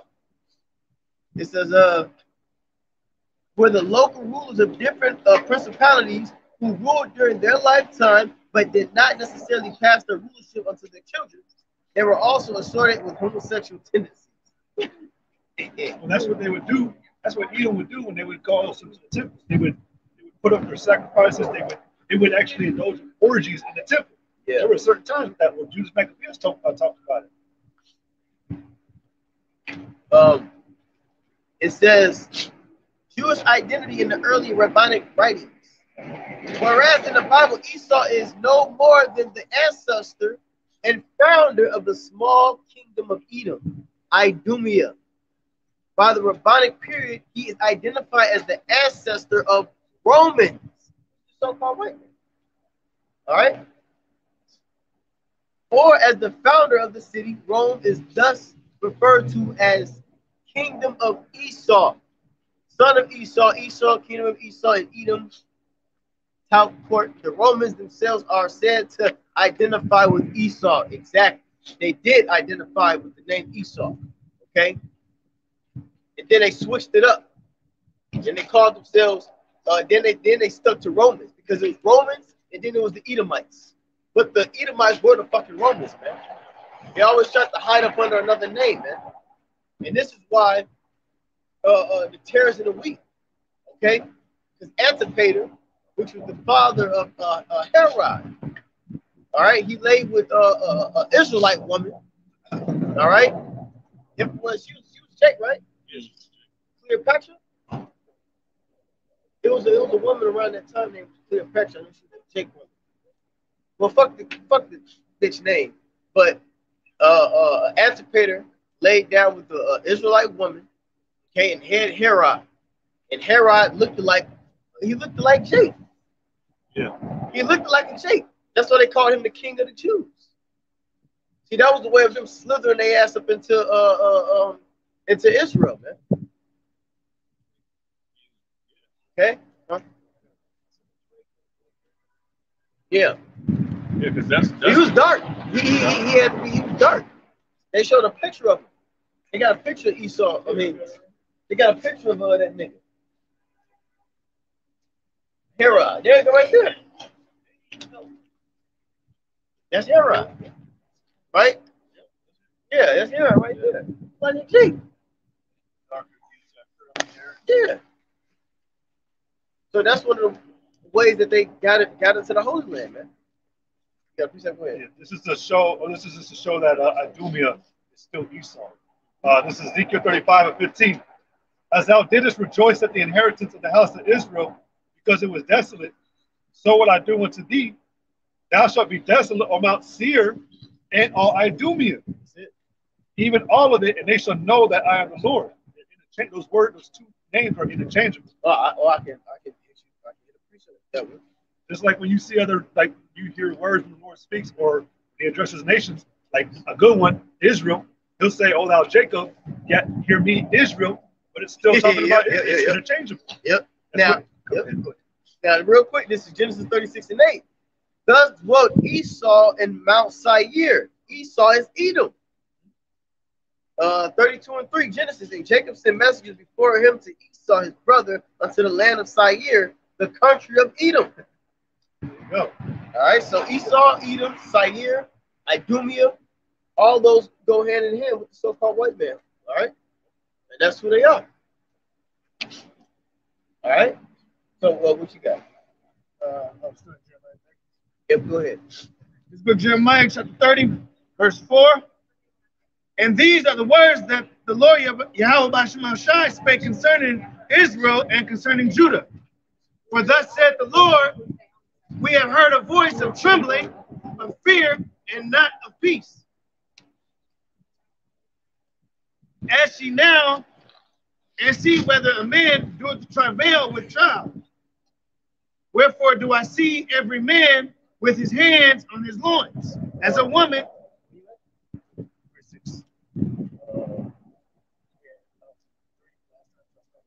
Okay, that's it. Go to Isaiah 14. Because we're coming back, we're going back to the Holy Land, man. Right. Okay? And somebody get on deck where it said that how we're gonna flee up out of here as we did out of Egypt. What's that? Jeremiah 16. Yeah, Jeremiah 16 and 14. Yeah, that's it. This is the book of Isaiah, chapter 14, verse 1. For the Lord will have mercy on Jacob, and will yet choose Israel. Yep. And set them in their own land, and the strangers shall be joined with them, and they shall cleave unto the house of Jacob. Right, man. All right, you see that it says and set them in their own land. Okay, because that land that was given was the land of Canaan, which is today Jerusalem or Israel. That's the land. You see, he's going to set us in our own land. Okay? That's why it's over there. Yeah, we're not going to get flown over there. Okay? You know? Well, we're gonna get flown over there by the chariots. Okay? Not no spirit jet. Yeah. Well, they probably didn't even have a spirit back then. Whatever aircraft. Okay. Okay. And then on top of that, it tells you that it won't be any war anymore. Isaiah 2. Somebody hold that on there. Isaiah 2 and 1. So go ahead and read that again for the time. This book of Isaiah, chapter 14, verse 1. For the Lord Yahweh Shai will have mercy on Jacob, and will yet choose Israel. Yep. And set them in their own land, and the strangers shall be joined with them, and they shall cleave unto the house of Jacob. That's right. And the people shall take them and bring them to their place, and the house of Israel shall possess them in their land of the Lord for servants and handmaids. Ooh, see? Servants and handmaids, the possession, man. So y'all gonna be our slaves, nigga. And they shall take them captives, Uh-huh. whose captives they were. Right. Worried about a dog. We say, worried about a dog catching your ass. All right? So now them shackles is going to be put on Esau, man. And then the Lord is going to do it. That's the thing. We have no might. See, the Lord is going to do it. We don't have any might, man. You know? It ain't that many. See, where we going to get the handcuffs from, eh? You know what I'm saying? Where we going to get them handcuffs from, man? When Babylon going to be destroyed, man. See, we going to have those spiritual powers, man. You know? That's how we're going to take them captive. Through spiritual powers, man. Under the authority of Yahweh. And they shall rule over their oppressors. And then we're going to rule over our oppressors, man. We're not ruling over our oppressors. 41, see? Yep. And it shall come to... Hey, somebody look up that word rule. We're going to rule over our oppressors, man. Y'all ruled over us. Put us in slavery. We got to fucking work. You know? For little to nothing. You got to pay taxes. You got to pay a fucking phone bill, electrical goddamn bill, a goddamn water bill, a property tax, a fucking mortgage. You know? Go ahead. Rule. The word rule means to tread down, subjugate, specifically to crumble off, to have dominion, prevail against, reign. Reign. See? We're going to reign over the nations, man. Beginning with the so-called white man and the fucking white woman. And the little white babies. It's also to scrape out. Yeah. Scrape out? Scrape out. Yeah. Okay? That's what we're going to get, man. Y'all received it. Y'all received the children of Israel on a fucking platter. Best of the best. Go ahead. Go ahead. It's back in the book of Isaiah, chapter 14, verse 3. And it shall come to pass in that day, the Lord shall give rest. It's like he shall give thee rest from thy sorrow. Yeah, man. It's going to be rest. We're going to be in rest, man. All right? Peace, harmony. And from thy fear, and from thy... I mean, like, what the fuck do y'all expect? Like, you think you're going to get away from rape, robbing, murdering the children of Israel, man? Okay, Ecclesiasticus or Sirach 10 and 8. So, injuries, riches, got by deceit. The kingdom is translated from one people into another. That's what we started on. So we in the transitioning stages, man. Translating stages, man. First beginning with speaking it out of our mouth, the spirit of the Lord, man. All right, and then it's gonna actually come into play. Go ahead. And from thy fear, and from the hard bondage wherein thou hast made to serve. Yeah, we was in bondage. Hard bondage. You wasn't nothing light. All right? I mean, technically, you can do what the fuck you want to do with your slaves, right? So that's what Esau did. He did what the fuck he wanted to do with us. Hard bondage, man. You know how much cotton weighs? Let's get into hard bondage mindset, right? Do you know how much a cotton weighs? You know they had to get fucking pounds of cotton? You know cotton don't weigh a little bit to shit? Somebody let's see what estimated what would cotton weigh. I got it. Equivalent. But you had to put that shit on a scale and you had to weigh that shit. So how much cotton was we fucking picking? I was in Alabama. Those fields are huge. Those fields are very bad.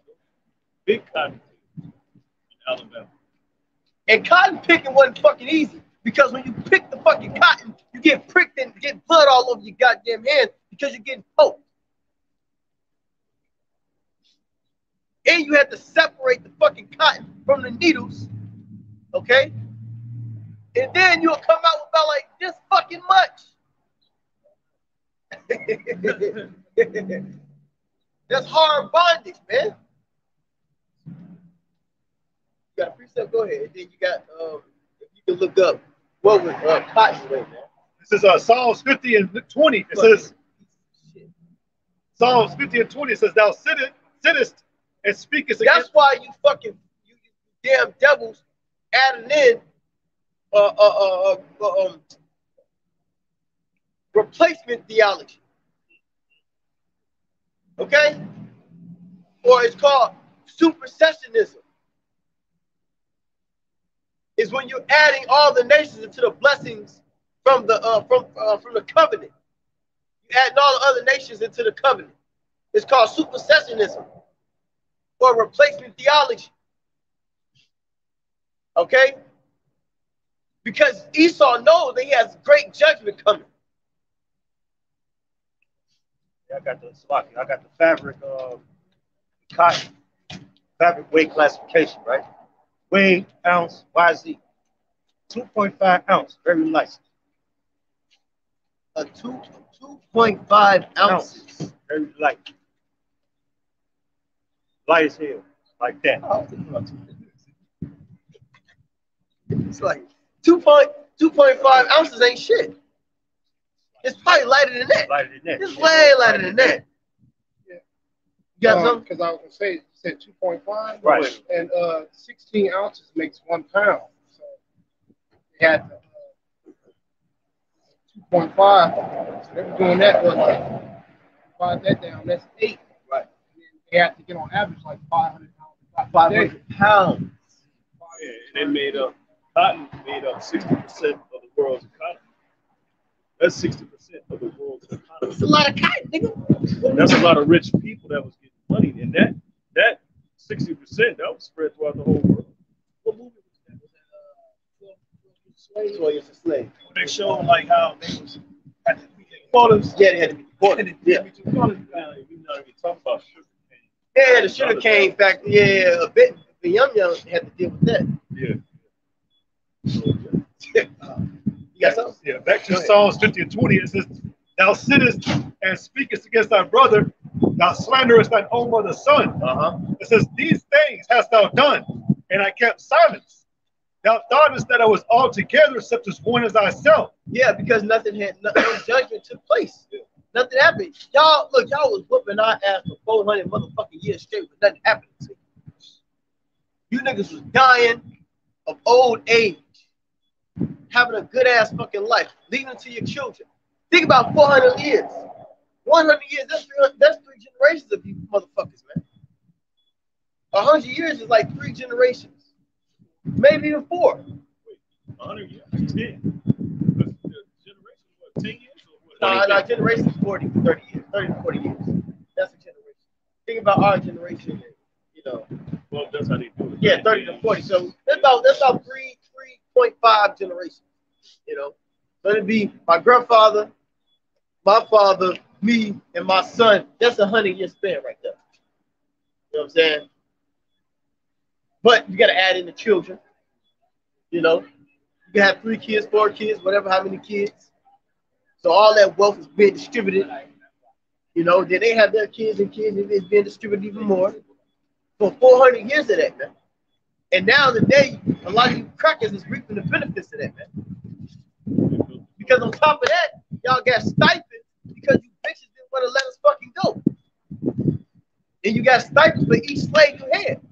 And some plantations had 150 fucking slaves, 200 slaves. Now even 50 slaves would suffice for you to still be rich, man. That's when the auction blocks came into play. There was baby slaves, man. But that's after. That's after. That's after. I mean, that's before. I mean, the auction was before. The stipends that you was getting was after the Emancipation Proclamation when Esau didn't want to let us go. So they had to pay them damn crackers off for each fucking slave. It says, these things I saw done, and I kept silence. That's why when you go to high school and shit like that, like in Wisconsin, some of these family owners and shit, their great grandfathers were slave fucking owners, man. That's why you always see all the goddamn white boys and white bitches always got all the good cars and shit. They gotta sell drugs to get all that shit. You know, unless they found in some boule shit, you know. But for the most part, a lot of you white boys and white girls, y'all had the money. Shit, believe me, I know I was in a match with you motherfuckers back in fucking high school. And what you did after like you illegalized slavery and shit, you set this financial difference in the assets of what you owned. So like Theodore Roosevelt did that. It was ridiculous, man. An average Edomite assets would have been worth like $200,000, but a top, you know, a wealthy black man at the time, or what you would call is what they can get, shit only amounted to like almost only $20,000. They set a very big gap in the wealth. Yeah, Theodore Roosevelt did that. They sabotaged us from Yep. Yeah, sabotaged us from work. Yep, because coming out of slavery, we had it like the 20s, the 30s, Tulsa, I mean, and then Theodore came in what? What year Theodore came in? What year? The 30s, right? 33. 33, Roosevelt. Yep. Right? And that's how that big bridge gap of wealth had started through him. I forgot some of the names of the laws and shit like that he had passed. I can't think of it right now, but I know he was a big part of bridging that gap. He also took the gold standard out, which made it worse. Yep. It says, these things I saw done, and I kept silence. Eddie. Now thoughtest that I was altogether such as one as thyself. But I will reprove thee and set them in order before thine eyes. Right. Hey, he gonna set them in order before our eyes, man. See that? The Lord's gonna line this devil up right in front of our eyes, man. Here, this is Psalm chapter 52, and verse 6. It says, the righteous also shall see and fear and shall laugh at him. That's right. The righteous also shall see and fear and laugh at him. Yep. It says, lo, and they shall laugh at him and say, lo, this is the man that made not the Most High's strength, but trusted in the abundance of his riches and strengthened himself in his wickedness. Yep, that's Esau, man. But going back to Psalms 50:22, it says, now consider this, ye that forget the Most High, lest I tear you in pieces, and there be none to deliver. Right. And then right here it says, whoso offereth praise glorifieth me, and to him that ordereth his conversation aright, will I shew the salvation of the Most High. Right. And that's what we're doing. We're speaking the right things, setting it back in order, let you know that you are devil, and you were never even supposed to be like this. You stole all this. It's through our transgression, that you niggas capitalized. But what you did was you forced the affliction by you kept us down by the witchcraft, the sorcery, and things of that nature. So guess what, man? At the end of the day, judgment is gonna happen to you, man. That's right. Go ahead, you got it. This is Jeremiah chapter 50, verse 33. It says, thus saith the Lord of hosts, the children of Israel and the children of Judah were oppressed together, and all that took them captives held them fast. They refused to let them go. Hey, we're going to read that again. Thus saith the Lord of hosts, the children of Israel and the children of Judah were oppressed together. So that's the northern and the southern kingdom. How we were oppressed together. You had the northern kingdom over here enslaved first. Okay? And then they came and got us, Judah, Benjamin, Levi. Okay, and we were oppressed together. They showed you that in 20 years of slavery. When Theodore, whatever his name was, Solomon walking through the woods, he seen Gad. Or it could have been Reuben. They seen him, and they stared at each other, and then they made merry with one another and rejoiced, and then they had to go back to slavery. Yep. And they showed that you fucking devils. They showed that we linked up, we partied with one another, and then we went off back into the servitude. That's crazy. That's a lesson right there. It says the children of Judah, or Salakia, the children of Israel and the children of Judah will oppress together. Yeah. And all that took them captives held them fast. Yep. They refused to let them go. It says, yeah, you had something called the Trail of Tears. You know, where they set up, and I believe this was right before Thanksgiving. Okay, when they called them out of their homes and they slaughtered the elderly men. All right, and the women, and they had the majority of the children and kids walk the Trail of Tears, man, all the way to fucking Canada, man. It says, but the Redeemer is strong. The Lord of hosts is his name. He shall thoroughly plead their cause. Yeah, he's going to thoroughly plead our cause, man. And this is the beginning stage of pleading our cause by sending out the prophets to prophesy the downfall of this place. This is the beginning of pleading the cause, man. It says he shall thoroughly plead their cause, that he may give rest to the land and disquiet the inhabitants of Babylon. It says, a sword is upon the Chaldeans, said the Lord, and upon the inhabitants of Babylon, and upon our princes. Yeah, that sword is a representation of judgment. So judgment is going to come. Okay? And upon our wise men, a sword is upon the liars, and they shall dote. A sword is upon our mighty men, and they shall be dismayed. A sword is upon their horses, and upon their chariots, and upon all the mingled people. Yeah, you think you finna get these robots and make these man versus machine, and we was just watching that. The motherfuckers cold too. Yeah, they cold. But the angels gonna kick that motherfucker in the ass. Yeah. You know? Yeah. Hey, them robots, man, them robots are something serious. Hey, I'm opposed to too. But see, you're using carnal means to fight something spiritual. Dummy. This is the reason why Esau really ain't that fucking smart. ain't that bright. You're really not that bright, bro. You're really not. You're really not that bright, bro. Really dumb. Yeah. You're so dumb. You are so dumb. You are so dumb. So dumb records.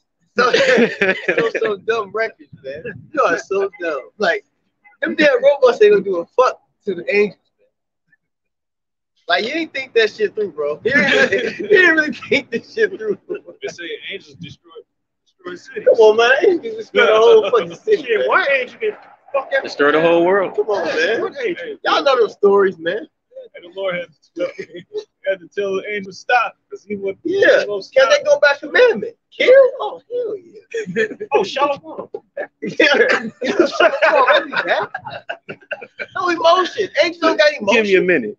Real good. Tear this motherfucker up, man. Well, actually, Job talked about certain forces, which, you know, you talked about death and hell. He said that when death and hell were addressed by the Lord, they would say, "Here am I." Yeah. You know, like shit. Yeah. It says, but again, a sword is upon their horses and upon their chariots and upon all the mingled people that are in the midst of her. And they shall become as women. As women. Okay? Faithless. They have no hope. It said, Weak. Fragile. Tender. Yes, women, man. It says, a sword is upon her treasures, and they shall be robbed. It says, a drought is upon her waters, and they shall be dried up. For it is the land of graven images, and they are mad upon their idols. Therefore the wild beasts of the deserts with the wild beasts of the islands shall dwell there, and the owls shall dwell therein, and it shall be no more inhabited forever. Yeah, because that's going to be destruction. Okay, and we're leading up to that. Okay, we're leading up to that. You see the commotions, the scriptures speak about there's going to be commotions in the earth. You know, those commotions is the disagreements between the nations. Okay, the uproars, and eventually a war is going to break out. Now, and this is why we're here to prophesy about those things, man, from the past. Jeremiah speak of to the land of Babylon, to send a destroying wind. Yep, destroying wind, man. It says, and it shall be no more inhabited forever. neither shall it be dwelt in from generation to generation. As the Most High overthrew Sodom and Gomorrah, and the neighboring cities thereof, saith the Lord. Yeah, and how did he do that? So you got to pay attention to the wording. Like he did Sodom and Gomorrah. What did the Lord do to Sodom and Gomorrah? He basically, well, he destroyed it with fire, okay, but it was through a thermonuclear, it was basically through a thermonuclear explosion from the heavens, man. See, the Lord did that back in the ancient world. No machinery. He gave the technology to the devil, the smith. I blow up the coal. Let's say I am the smith that blew up the coal. Yeah, get that. Isaiah 54, 16. See, the Lord is in control of these things, man. Isn't Ezekiel say, I have given the glittering sword to the glittering sword. Yeah, to the waster in Ezekiel. I think you referred to it by accident earlier. Yeah, a glittering sword. Hey, like imagine, you know, I was watching a documentary, and Esau, he was breaking that shit down. He said, now what could you basically, now you're getting information or dreams, right? Let's say Jeremiah had a dream, right? And the only way, now remember, the dreams are future prophecies. Okay? These times, this era.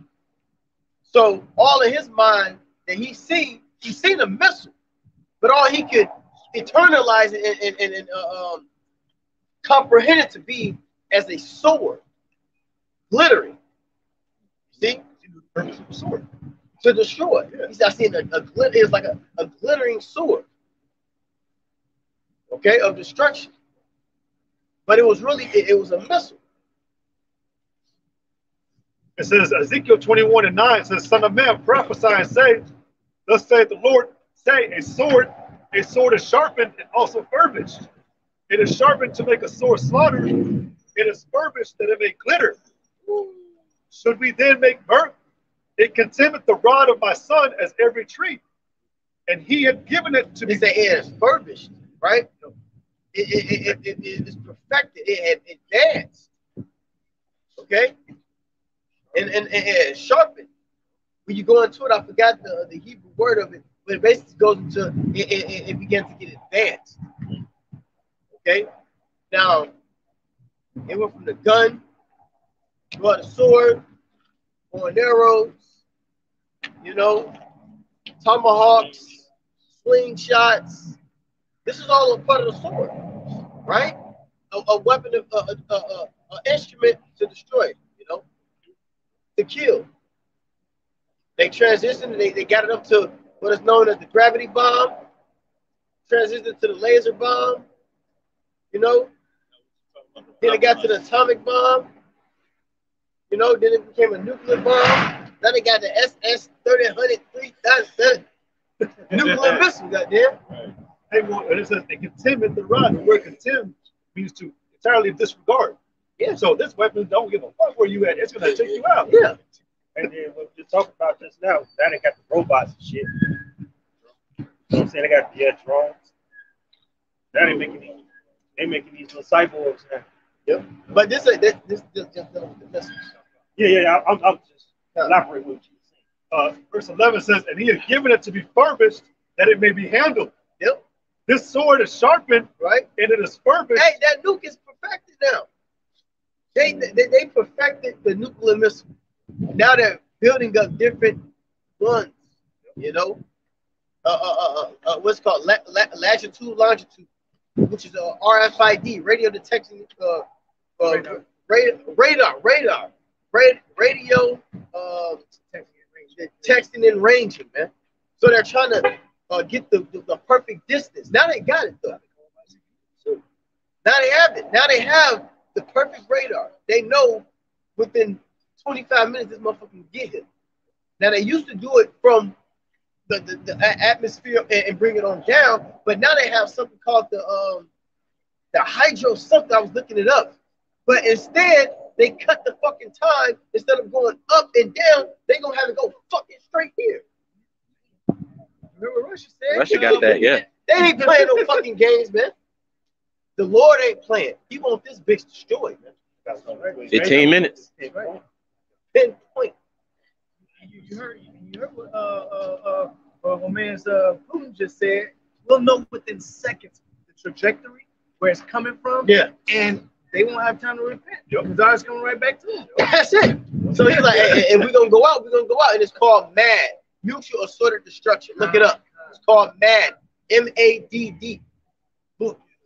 Okay? That means if it's a nuclear war, we all fucking die. But it says a sword is sharpened and it is furbished to give it into the hand of the slayer. Yeah, yeah. I got Yeah, go ahead. this is Joel chapter 2, verse 3. It says, a fire devoured before them, and behind them a flame burneth. The land is as the garden of Eden before them, and behind them a desolate wilderness. Yea, and nothing shall escape them. The appearance of them is as the appearance of horses, and as horsemen so shall they run. Like the noise of chariots on the tops of mountains shall they leap. The horses, they make a lot of noise. Yeah, yeah. So it's gonna be a Yeah. You can feel the ground rumble. yeah, you're gonna feel that. It says, like the noise of a flame of fire that devoured the stubble, as a strong people set in battle array. Before their face, the people shall be much pain. As a, they say a people. As a, like as, simile. Like an army. They're gonna be an army, they're gonna be a symbol. Right. It says, all faces shall gather blackness. They shall run like mighty men. They shall climb the wall like men of war. So the missiles gonna be out here. They gonna climb the wall like, man, what? That's that heat for your ass. Have a barbecue session. He did say Sacrifice of Thousands should come down on my people. People curse my Idumea. Idumea. Once again, this place gonna get destroyed. It says, they shall run like mighty men. Yep. They shall climb the wall like men of war. And they shall march everyone on his ways, and they shall not break their ranks. They ain't gonna break their ranks, man. Ain't nothing going, no defense. See, when this shit gets shut off, no defense mechanism is gonna stop it. Because guess what? The angels is gonna be riding on that motherfucker. Tracking. Yeah, it's gonna make sure. See? What is that in the second episode? 16, we're talking about the Lord that shot an arrow. Turn Yeah, it back 16. into Who can turn it? Yep. Who can turn it back? Now, can you throw can you shoot an arrow to the end of the earth? Nope. Come on, man. Use your brain. Squeeze that noodle. Cogitate. It says, neither shall one thrust another. Only thing you can do that is a missile, man. Only thing can be shot from one end to the earth is a missile. No fucking boy, an arrow, no nothing. A missile. Spear. Yeah, spear. You think a nigga's gonna throw a spear all the way to the end of the earth? Oh, motherfucker. A glittering spear. A glittering spear is the missile. It's a missile, man. The best way he can explain. They also call them arrows in the scriptures, man. Yeah, arrow. That's the military call. Military, it was they call it a broken arrow, which is he lost the missile or something like that. You know, broken arrow, which meaning goes back to the nuclear missiles. It says, neither shall one thrust another. They shall walk everyone in his path. And when they fall upon the sword, they shall not be wounded. They shall run